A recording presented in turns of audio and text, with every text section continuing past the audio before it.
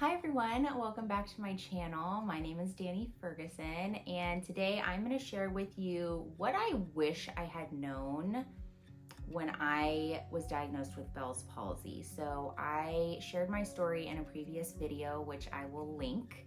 But there are definitely some things looking back that I wish I had advocated for myself a little bit stronger or done my research. Now look, I don't beat myself up about this because waking up with half of your face paralyzed was enough. I mean, I was dealing with enough back then, but if this can help anyone who is currently going through it, I hope it does. Now, I want to be very clear. This is what I wish I would have done. This is not medical advice, but I am a big advocate for advocating for yourself in our medical system, at least here in the United States.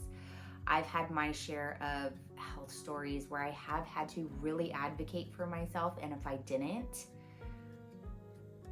there's one particular story where I don't know if I would be sitting here. And I just cannot stress enough that if you have this gut feeling and nobody is listening to you, go find a different doctor, go find a second opinion, third, fourth, fifth, sixth opinion, go find somebody else. I get so passionate about this, but this is what I wish I would have advocated for myself a little bit more.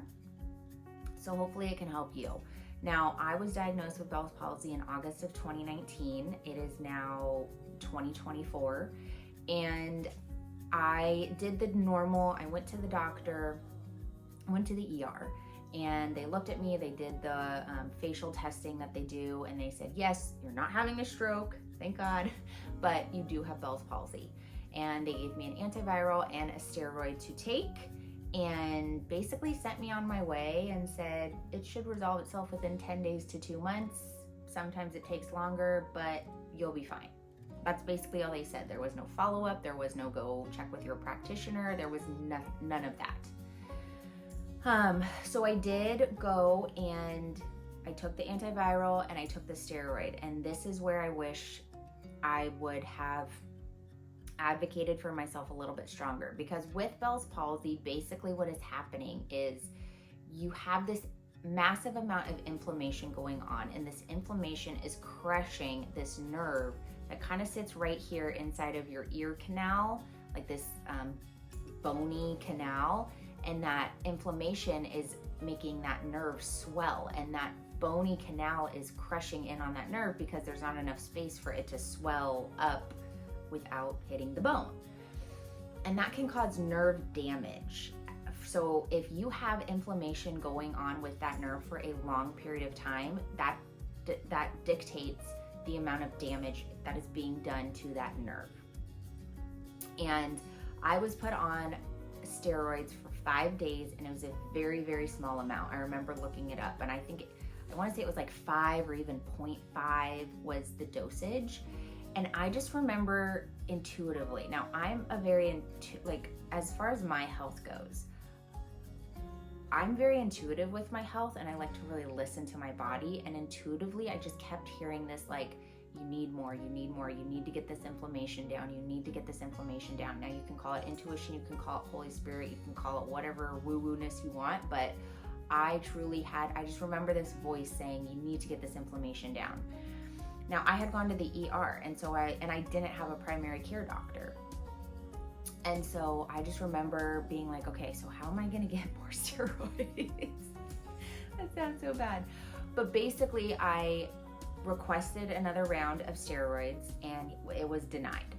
And this is where I wish I would have found a primary care doctor, gone to them and said, hey, this is what's going on, I think I need more steroids. But I again was just in this, like, I was in a mental fog, I was in a lot of pain, and I'm one who, it's very hard for me to ask for help, and it's something I am working on, but it is very hard for me to ask for help. And sometimes it's very hard for me to explain why I think I need to do something, because it's really just this, like, gut intuitive feeling.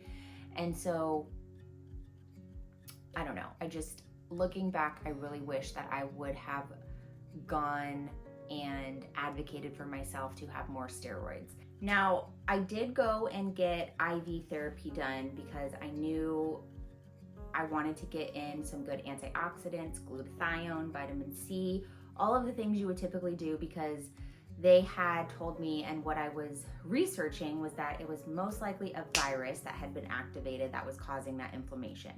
So I was doing everything that you normally would do if you were fighting a virus. And I was actually able to talk to the doctor who founded the IV center that I was going to. It's called the Hydration Room. I highly recommend it. Highly recommend it. They were so amazing. They were so awesome.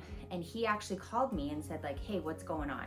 And I was actually able to say, hey, I think I need more steroids, but they won't give it to me.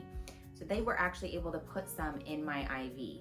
Now, I wasn't able to go do them every single day because they are expensive, but I do think that did help a little bit, because I remember every time I would get that IV, I would feel so much relief and I would just feel so much better. And I wish I would have done that every single day. And I know this is such a hard topic because money's hard. Money's hard to talk about sometimes. And if you are struggling with it, but you are sick and you're looking for alternative ways to heal your body, it is so tough because you typically have to put stuff on credit cards because insurance will not cover a cent of it. And looking back, I wish I would have just put the daily IV hydration drip on my credit card and trusted that it would get taken care of once all of this got figured out.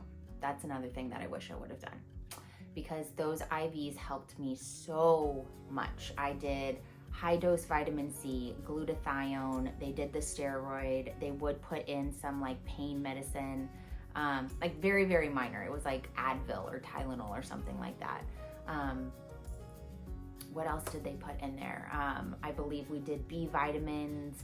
I think we even did like N-acetylcysteine. They did so much and I felt so good when I did them. And looking back, that is one thing that I feel like I should have done more of. Hindsight is 20/20. And like I said, if this is something that could help you, just follow your intuition. Follow your intuition.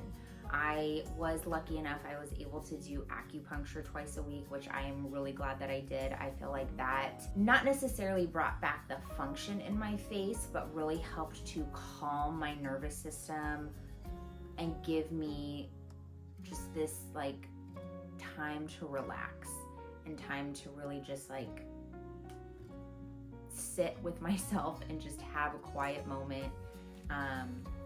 So I do recommend, I loved acupuncture. Anytime somebody reaches out and says, hey, what did you do? I loved acupuncture. It doesn't mean it's gonna work for you. It doesn't mean it's gonna be a right fit for you, but I loved acupuncture.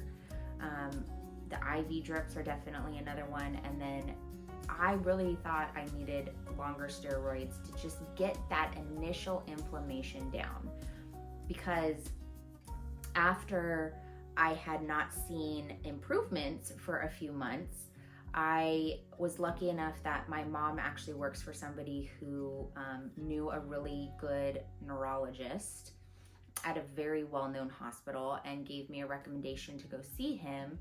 And he basically explained to me that the longer that inflammation is there, the longer or the more damage that is going to occur to that nerve.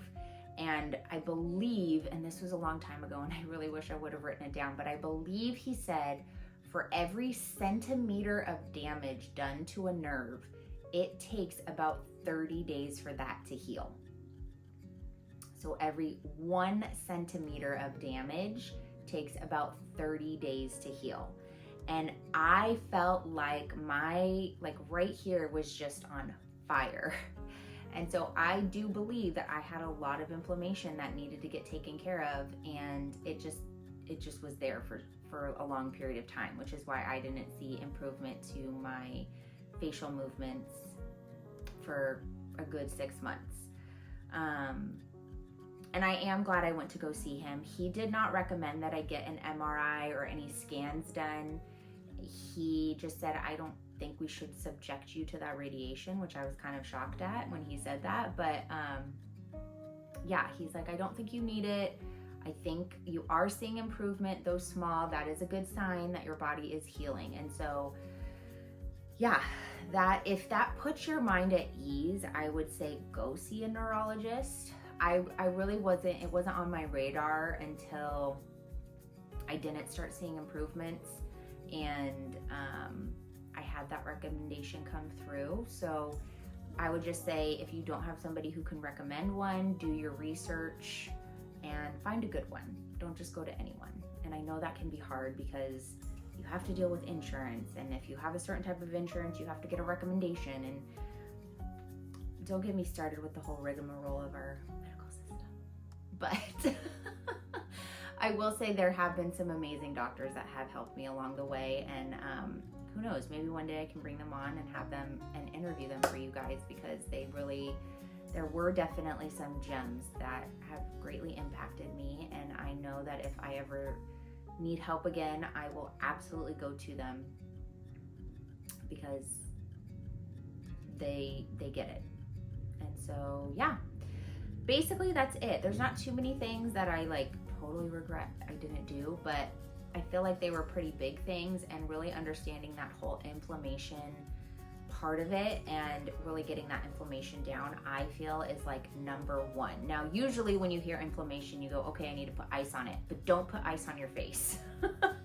That is the big no-no. You don't want cold over here, but you do want to try to get that nerve inflammation down as quickly as you can. So yeah, I hope that was helpful. If you have any questions, go ahead and put it in the comment section below, and I will see you guys next time. Bye.